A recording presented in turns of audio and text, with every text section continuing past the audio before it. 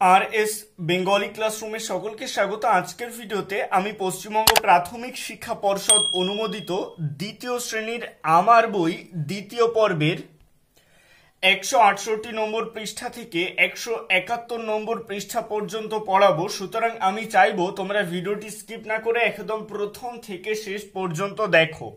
আর এর আগের সমস্ত পৃষ্ঠার বিস্তারিত আলোচনার ভিডিও পেতে তোমরা ডেসক্রিপশনে দেওয়া প্লেলিস্টের লিংকে অবশ্যই ক্লিক করো। ওখানে তোমরা সমস্ত পৃষ্ঠার বিস্তারিত আলোচনার ভিডিও পেয়ে যাবে। তো শুরু করছি আজকের মূল ভিডিও। দ্বিতীয় শ্রেণীর আমার বই দ্বিতীয় পর্ব পাঠ্য বইটির 168 নম্বর পৃষ্ঠায় কি রয়েছে, এখানে বলা হচ্ছে লুক অ্যাট দ্য স্টার্স। এখানে দুটি তারার ছবি দেওয়া হয়েছে এবং এই তারার ছবি আমাদের দেখতে বলা হচ্ছে। এখানে দেখো স্টার এ তারা, স্টার বি তারা। এখানে বেশ কিছু সংখ্যা দেওয়া রয়েছে, এলোমেলো সংখ্যা, যেগুলো দেখে আমরা কিছু বুঝতে পারছি না। আমরা ধারণা করে নিতে পারছি যে এটা একটা স্টার, এটাও একটা স্টার। এবারে দেখো নিচে চলে আসছি আমরা। এখানে কি করতে বলা হচ্ছে, C the numbers, colour the stars. অর্থাৎ এই নম্বরগুলি আমাদের দেখতে হবে এবং এই তারাগুলিকে বা স্টারগুলিকে আমাদের রং করতে হবে। কিভাবে করতে হবে? স্টার এ প্রথমে চলে দেখো, আগে ভাগ করে নিচ্ছি তোমাদের সুবিধার জন্য। এটা হচ্ছে স্টার এ, এটা স্টার বি। তো স্টার এ তে কি বলা হচ্ছে, orange colour numbers greater than 4। Greater than 4 মানে কি, চারের থেকে যে সংখ্যাগুলো বেশি, চারের থেকে যে সংখ্যাগুলো বেশি তাতে অরেঞ্জ কালার করতে হবে স্টার এর ক্ষেত্রে। তাহলে চারের থেকে কি কি বেশি আছে এখানে, 5, 8, 6। তো চারের থেকে যেগুলো বেশি সেগুলোতে অরেঞ্জ কালার করতে হবে। তোমরা এগুলো অরেঞ্জ কালার দিয়ে পূর্ণ করে ফেলবে। স্টার এর ক্ষেত্রে চারের থেকে যে সংখ্যাগুলো বেশি রয়েছে সেই বেশি সংখ্যাগুলোতে আমরা অরেঞ্জ কালার করলাম। এবারে স্টার এর ক্ষেত্রে বলা হচ্ছে blue colour numbers less than 4। অর্থাৎ চারের থেকে যে সংখ্যাগুলো কম রয়েছে সেখানে নীল কালার করতে হবে। তো চারের থেকে কম সংখ্যাগুলোতে নীল কালার করে ফেলো। এখানে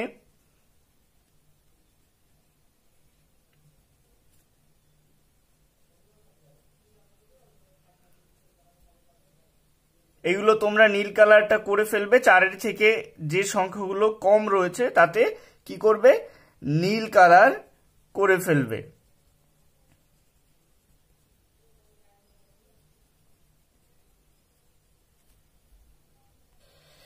এবারে আমরা স্টার বি তে চলে আসি। এখানে বলা হচ্ছে blue colour numbers greater than 4। অর্থাৎ চারের থেকে যে সংখ্যাগুলো বেশি রয়েছে সেগুলোতে আমাদের ব্লু কালার করতে হবে। তো চারের থেকে বেশি রয়েছে 7, 5 এবং 9। এই সংখ্যাগুলোর ঘরগুলিতে আমাদের ব্লু কালার দিয়ে পূরণ করতে হবে। তো করে ফেলো।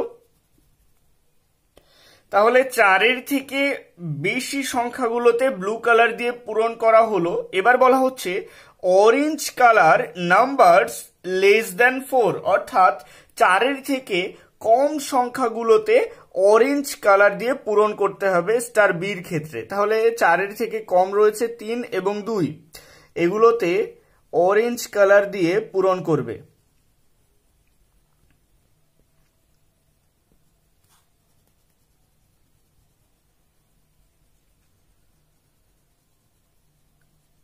এভাবে অরেঞ্জ কালার দিয়ে পূরণ করবে। এবারে দেখো এখান থেকে কি বলা হচ্ছে, বলা হচ্ছে add the numbers you have coloured in star এ।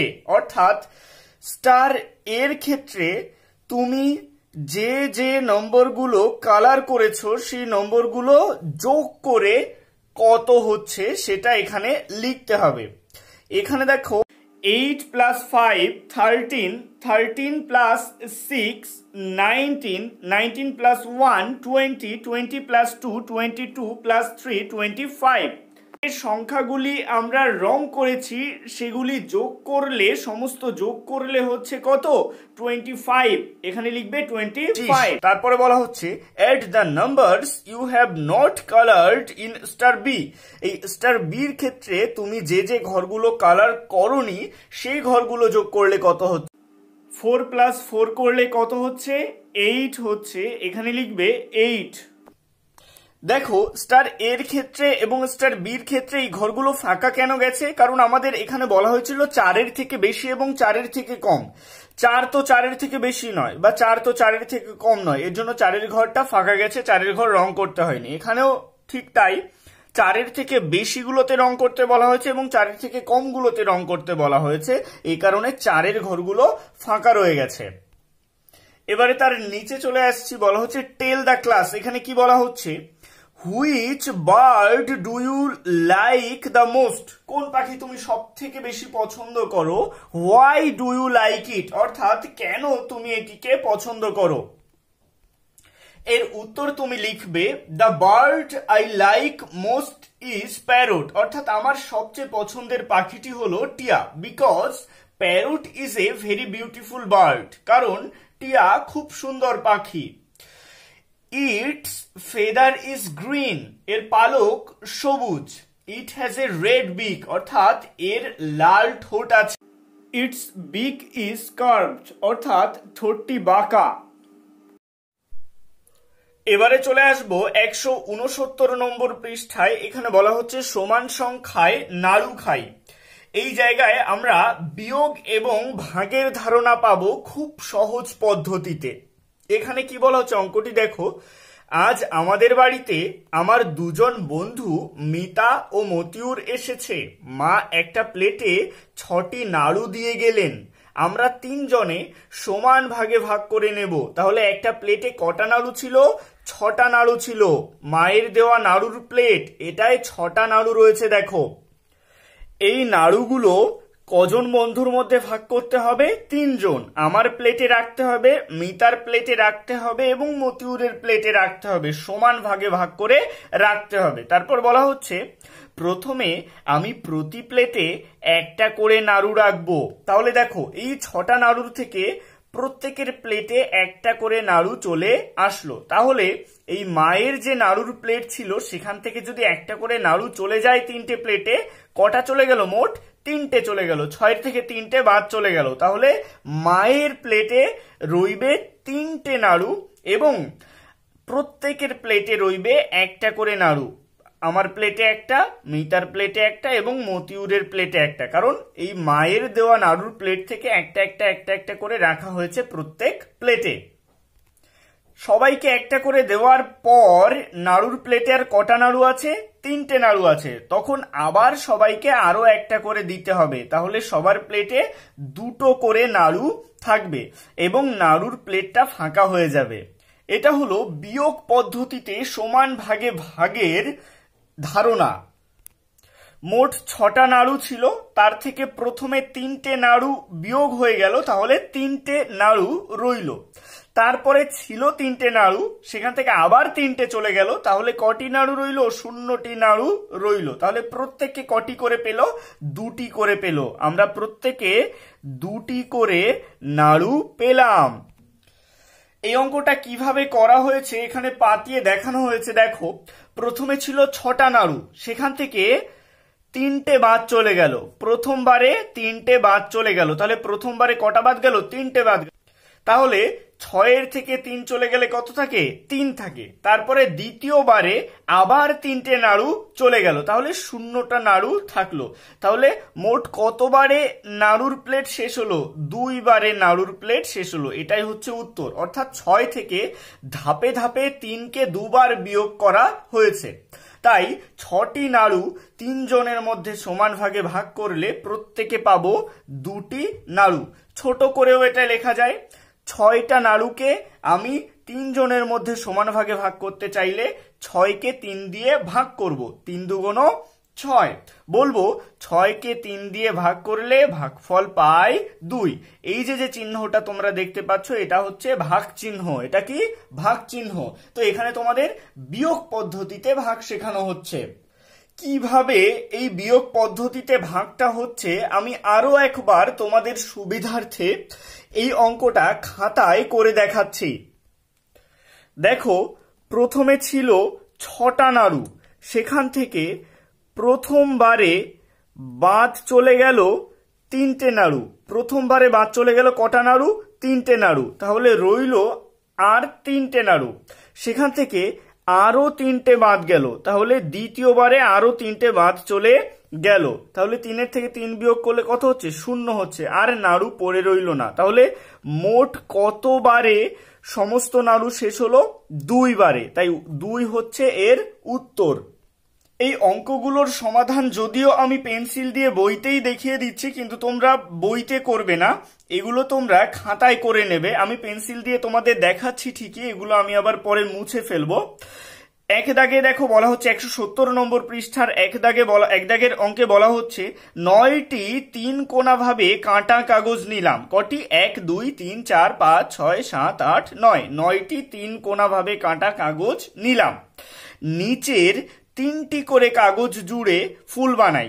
তো এখান থেকে 3টে করে কাগজ নিয়ে একটা ফুল বানাবো। তাহলে আমি কতগুলো ফুল বানাতে পারবো এটা আমাকে হিসেব করে দেখতে হবে।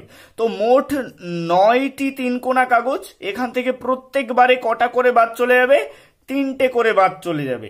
এভাবে যতবারে বিয়োগফলটা শূন্যে পৌঁছাবে ততবার হবে এর বিয়োগফল বা ভাগফল। তো 9টা 3 কোণা কাগজ ছিল, সেখান থেকে প্রথমে বাদ চলে গেল 3টে, একবারে বাদ চলে গেল কটা? 3টে। তাহলে 9-এর থেকে 3 বিয়োগ করলে হয় 6। তারপরে আবার তার থেকে 3টে বিয়োগ যাবে, দ্বিতীয়বারে আবার 3টে বিয়োগ গেলে থাকে কত? 3। সেই 3-এর থেকে আবার 3 বাদ যাবে, তৃতীয়বারে আবার 3 বাদ গেলে বিয়োগফল কত হয়? 0। আর কি 3 কোণা কাগজ পড়ে থাকে? না, পড়ে থাকে না। তাহলে মোট কতবারে শেষ হলো? 3 বারে শেষ হলো। তাহলে এর উত্তর হবে 3। একটি কাগজের ফুলে পেলাম কটি পাপড়ি? 3টি পাপড়ি। তাহলে কাগজের ফুল পেলাম কটি? মোট কাগজের ফুল পেলাম কটি? এটা যদি আমরা ভাগ করে করতে চাই, মোট 3 কোণা কাগজ ছিল 9টি, তাহলে আমরা এক একটা ফুলে লাগাবো 3টে করে কাগজ। তাহলে 9কে 3 দিয়ে ভাগ করি, 3 তিরিকে 9। তাহলে আমাদের উত্তর হবে কত? 3। একসাথে আমরা বিয়োগ পদ্ধতিতে ভাগ শিখছি, আবার সহজ ভাগ এর নিয়মেও করছি। এবারে চলে আসছি 171 নম্বর পৃষ্ঠায়। এখানে দেখো 2 দাগের অঙ্কে বলা হচ্ছে 6টি মাছের মতো করে কাঁটা কাগজের টুকরো নিলাম। 6টি মাছের মতো করে কাঁটা কাগজের টুকরো নেওয়া হয়েছে, 2টি জারে সমান সংখ্যায় রাখতে হবে। তো এই 6টি মাছকে আমাদের 2 ভাগে ভাগ করে রাখতে হবে। তাহলে ভাগ পদ্ধতিতে করলে 6কে আমরা 2 দিয়ে ভাগ করব, আর যদি বিয়োগ পদ্ধতিতে করতে চাই তাহলে 6কে 2 দিয়ে বিয়োগ করতে থাকবো যতক্ষণ না বিয়োগের উত্তর 0 আসছে। তো একটি জারে কটি মাছ রাখলাম এর উত্তরটা অঙ্ক করার পরে বার হবে। আমাদের মোট মাছ আছে কটা? 6টা। আমাদের 2 ভাগে ভাগ করতে হবে, তাই তো? ভাগ পদ্ধতিতেও আমরা করতে পারি, 6কে আমরা 2 দিয়ে ভাগ করে দিতে পারি। তো আগে আমরা বিয়োগ পদ্ধতিতে করে নিই। 6টা মাছ আছে, আমাদের 2 ভাগে ভাগ করতে হবে। তো প্রথমে 2 চলে গেল, 6 থেকে 2 চলে গেলে কত থাকে? 4 থাকে। তাহলে এটা হচ্ছে একবার বা প্রথমবার।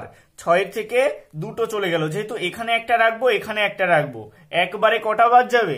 2টো বাদ যাবে। তাই 6 থেকে 2 বাদ দিলাম, থাকলো 4। তাহলে প্রথমবার 2 বাদ দিয়ে 4 থাকে, 4-এর থেকে আবার 2 বাদ দেবো, দ্বিতীয়বারে আবার 2 বাদ দিলে 4-এর থেকে 2 চলে গেলে কত থাকে? 2 থাকে। তারপরে তৃতীয়বারে আবার 2-এর থেকে 2 বাদ দেব, 2-এর থেকে 2 বাদ দিলে কত থাকে? 0 থাকে। তাহলে মোট কতবারে আমাদের 0 আমরা পেলাম? বিয়োগফল 3 বারে। তাহলে উত্তর কত হবে? 3। তো 6কে আমরা যদি 2 দিয়ে ভাগ করি তাও হবে 3। 3 দুগুণ 6। তাহলে উত্তর কত হচ্ছে? 3। একটি জারে 3টি মাছ রাখলাম। তাহলে এইরকম কাগজের টুকরো তোমরা যদি আঁকতে পারো, এখানে তোমরা 3টে এঁকে দেবে, এপাশে 3টে আঁকবে, এপাশে 3টে আঁকবে।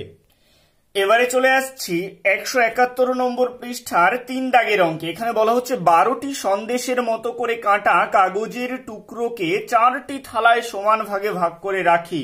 তাহলে 12কে আমাদের 4 দিয়ে ভাগ করতে হবে। আমরা যদি ভাগ পদ্ধতিতে করি তাহলে 12কে 4 দিয়ে ভাগ করতে হবে, আর যদি বিয়োগ পদ্ধতিতে করতে চাই তাহলে 12 এর সাথে 4 বিয়োগ করতে থাকতে হবে যতক্ষণ না বিয়োগফল 0 আসছে।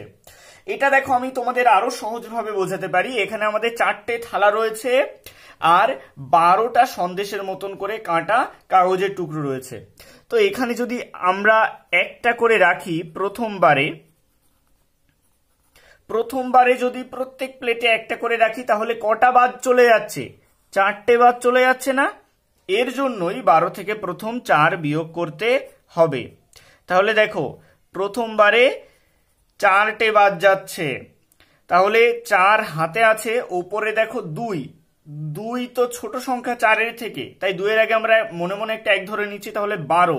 4 আছে কত হলে 12 হবে? 8 হলে। তাহলে 12 থেকে 4 বাদ গেলে কত হয়? 8 হয়। তারপরে দেখো আরো একটা করে সন্দেশ যদি তুমি রাখো তাহলে কটা চলে যাচ্ছে? দেখো আরো 4টে বাদ চলে যাচ্ছে না? আরো 4টে বাদ যাচ্ছে, তাই এই 8-এর থেকে আরো 4টে বাদ দিলে তাহলে 2 বারে 8-এর থেকে আরো 4 বাদ গেলে কত থাকে? 4 থাকে, তাই তো? তারপরে তুমি কি করলে আরো একটা করে সন্দেশ যদি প্রত্যেক প্লেটে রাখো তাহলে সেখান থেকে আরো 4 বাদ চলে যাচ্ছে, তাহলে 3 বার এটা। 4-এর থেকে আরো 4 বাদ গেলে কত হচ্ছে? 0। 4-এর থেকে আবার 4 বিয়োগ করলে কত হচ্ছে? 0 হচ্ছে। তাহলে মোট 3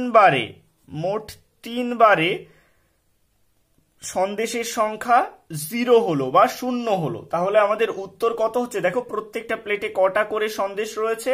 3টে করে সন্দেশ রয়েছে। তো বিয়োগ পদ্ধতিতে এভাবেই করতে হবে। তো একটি থালায় 3টি সন্দেশ রাখলাম। আমরা যদি 12কে 4 দিয়ে ভাগ করি তাহলেও কিন্তু আমরা 3 উত্তর পাবো, কারণ 3 4 12।